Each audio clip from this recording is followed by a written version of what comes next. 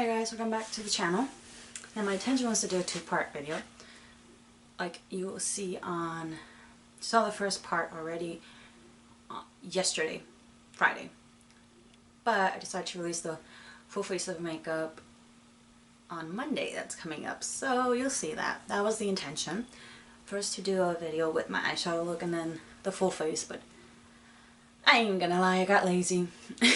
I decided to catch up on my Nancy Drew show, and yeah, I just don't feel like the full face, but I still want to do at least my eyeshadow, so that's what we're gonna do. I'm gonna do another Shop My Eyeshadow Stash video, and this one's gonna be the BH Sweet Shop Orange Sorbet collection. Yes, you've seen 3 other videos on this, but I want to, use all of the palettes from this collection. This is what it looks like. So let's just get started. I'll start off with the Clean Canvas by Joy Cosmetics. Currently they have a 51% Black Friday sale. So you can get this for like just under $11. It's like $10.70, $10.80, 10 in that price range. So if you're interested in trying this out, right now is the perfect time to try it.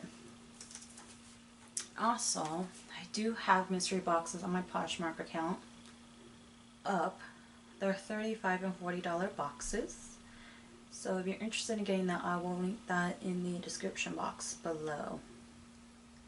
Since I brought up Nancy Drew, I might as well just talk about Nancy Drew. I read a few of her books. I love them. The mystery and all that. So currently, well, I would say Nancy Drew is the kind of show you have to watch from the start, because what they did with the show is that there are certain storylines that never really got solved by the end of the season. You gotta watch the next season to see a conclusion to that, and then once they did that, they would start like a new storyline, which like before they wouldn't finish by the end of the season. You would have to watch the new season. So current storyline is that Nancy, no, this is the one that started last season, and I think we're coming to the conclusion this season. I'm not quite sure yet, but essentially what it was, last season Nancy was dying because a parasitic, I don't know, demon, I guess you want to say, was sucking the life out of her. So they did a ritual. And in this ritual, she had to face, you could say, moments of crisis she never dealt with. And by the end of that, I guess, spirit journey, if you want to call it, she managed to release herself from the parasitic demon and kill it. But part of that required her, the ritual required her to drain her blood. So the drained blood was taken by her, was a 100 or 200-year-old great aunt, and she bathed in Nancy's blood and became young again. So this season starts off with Temperance back in Horseshoe Bay, and of course, way too coincidental, as soon as she shows up at Horseshoe Bay, things always are always happening in Horseshoe Bay, but these series events all correlate with, her suddenly making an appearance in Horseshoe Bay. And suddenly there's this cold ice heart killer, I can't say the name right, but anyways, this killer shows up, and so does Temperance, that's the great aunt's name. And so of course they're suspicious of Temperance, like, this killer shows up and you show up, really? And that's where the storyline picks up, because she prophesizes that someone will fulfill their destiny, but that when, we don't know the who, of course, but whoever fulfills their destiny, it's going to be the demise of everyone else. So the prophecy is that, but also that someone's going to betray the person they love, someone's gonna be the demise of another person, and someone will have their heart ripped out or broken. Now that's the one I'm kind of concerned about, because there's literally color taking hearts out. So this is one I don't know whether this is meant to be taken metaphorically, like there's such a deep heartbreak, that's what it's described as, or is it physical, like one of them will become the next victim. We don't know yet, so we're currently in that process. Now the latest episode I just watched, I'm up to date with all the episodes.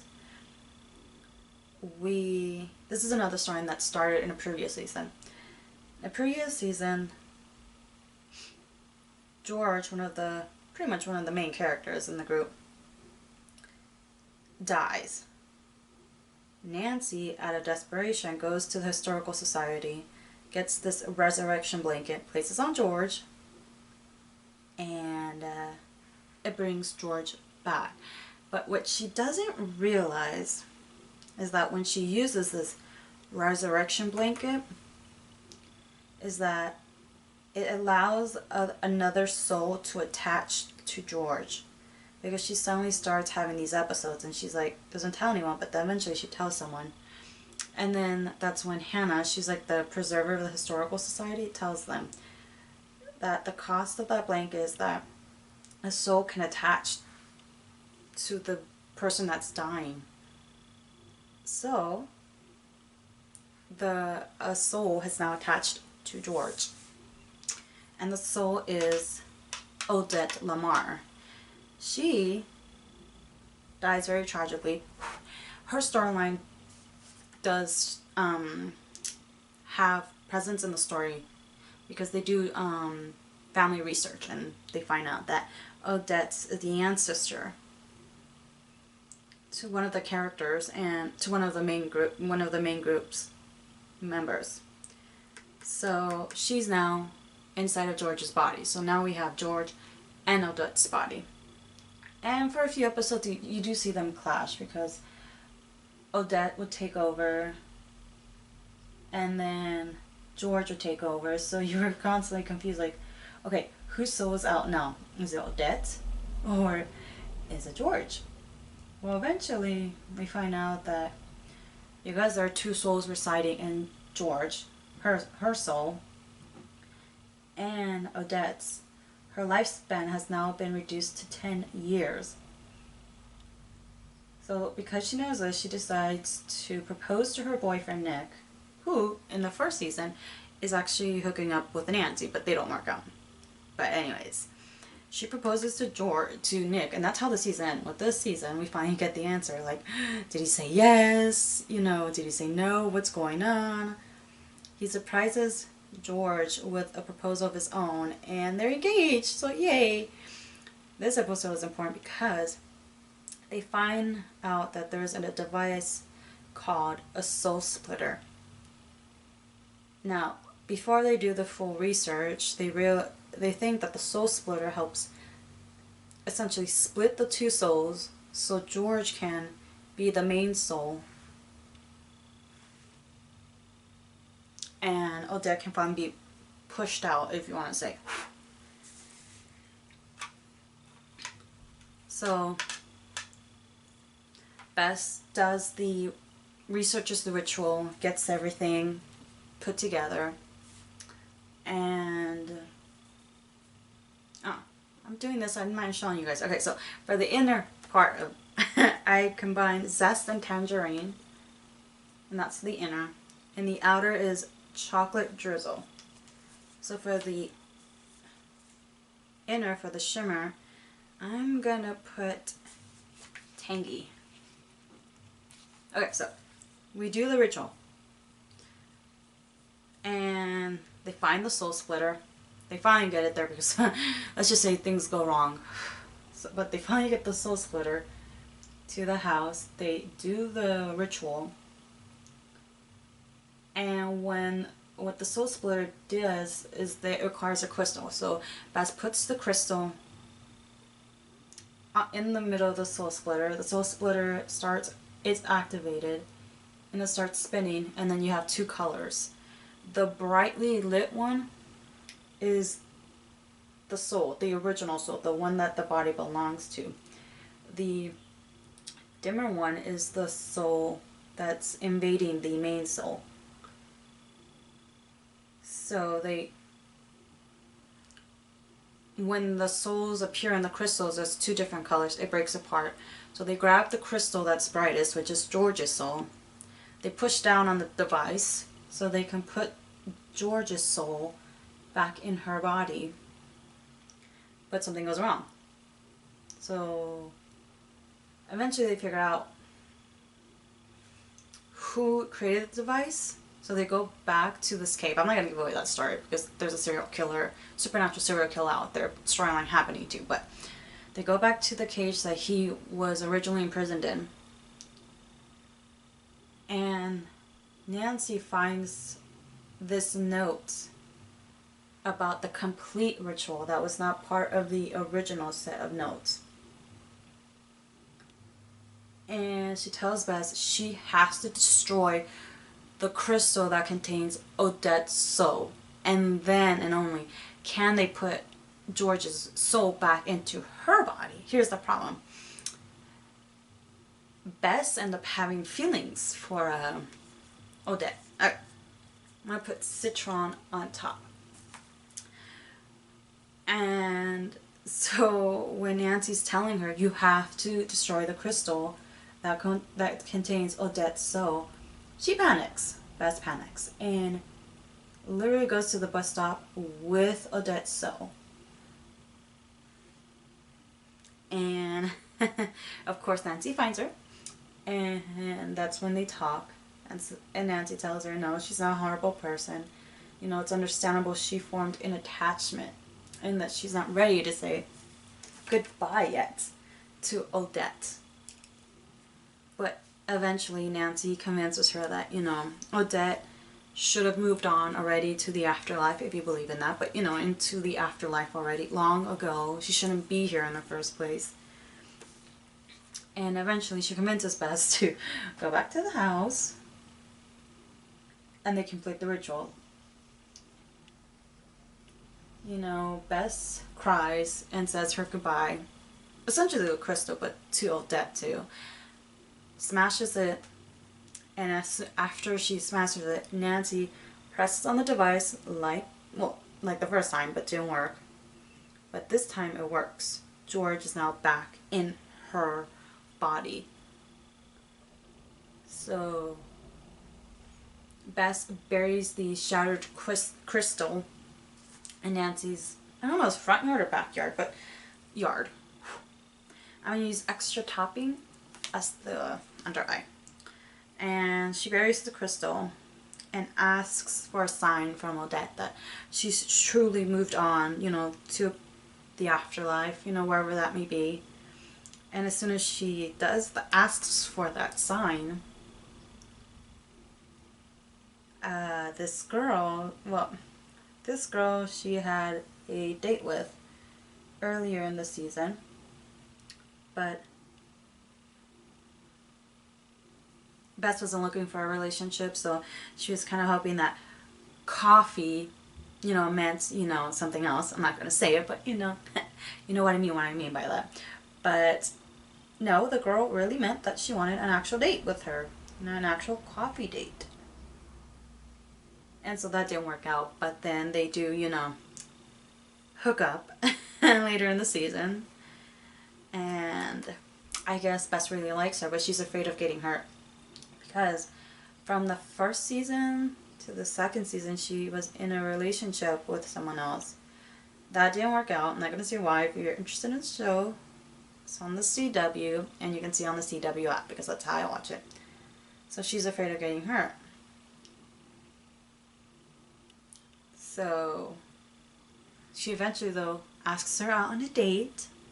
And the night of the date is the whole ritual, so that's why she kind of had to cancel on her. Like, yeah, I can't. I have something to do. She can't say to her, oh, I have to do a soul-splitting ritual. Obviously, she can't say that, so she does that. But then the moment she asks for a sign that she's truly moved on to the peaceful afterlife, she shows up. The girl she likes shows up. And she takes that as the sign from Odette that, you know, she has moved on. That, you know, she is truly at peace. And then Bess decides, like, why don't we go on an actual proper date? Dinner, conversation, dessert. And so the episode, you think, oh yay, happy ending. Odette finally got to move on with her life, be at peace. And George got her, well, she essentially now has her body back.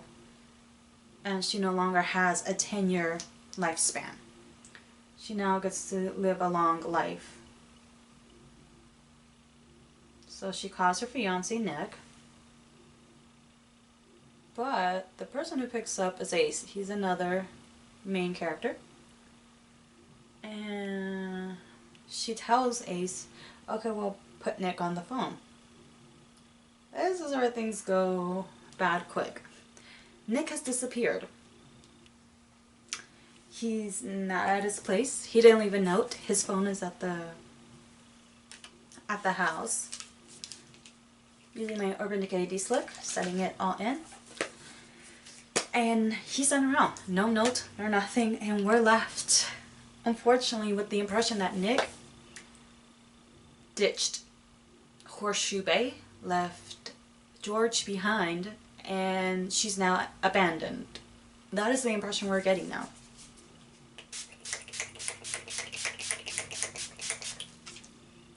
Now, am I surprised this happened? No, because throughout this particular episode, he has a conversation with the girl that Bess likes. I'm trying, what's the girl's name? Addie. Yeah, Addie is her name, I think. And Addie's, you know, tells Nick she had all these traumatic experiences in her life. She lost a family member to suicide, and she had all these bad things happen to her. So she apparently took like a, you can say, spirit journey of her own for 6 months. You know, she was off the grid, and she took time to recover from her trauma. So then she asked Nick, you know, had he deal with the drama, because his storyline is that you found out Nick actually went to prison for, I want to say, manslaughter or something like that, or involuntary, I forgot what the charge is, but essentially he was convicted, he's found guilty, and he went to jail, did his time, and went to Horseshoe Bay. This storyline is investigated in the first season, so I'm just telling different storylines. Anyways, so Addie asks him, well, how did you deal with the trauma? And that's where he goes there, well, I came to Horseshoe Bay, I was in a relationship with Nancy, I ended up inheriting a bunch of money. He does. I bought the Claw, which is the restaurant where everyone works at, pretty much all the main cast members. I bought a house, I opened the youth center, and he goes on and on about everything he did, right? And she's like, wow, that's quite a few journeys. Like, so which one of those do you think helped you with your trauma? And he has this look on his face like he can't answer the question, but then Addie has to go and help with the kids. And I had the impression that Nick, and so I was right. Alright guys, this is a look.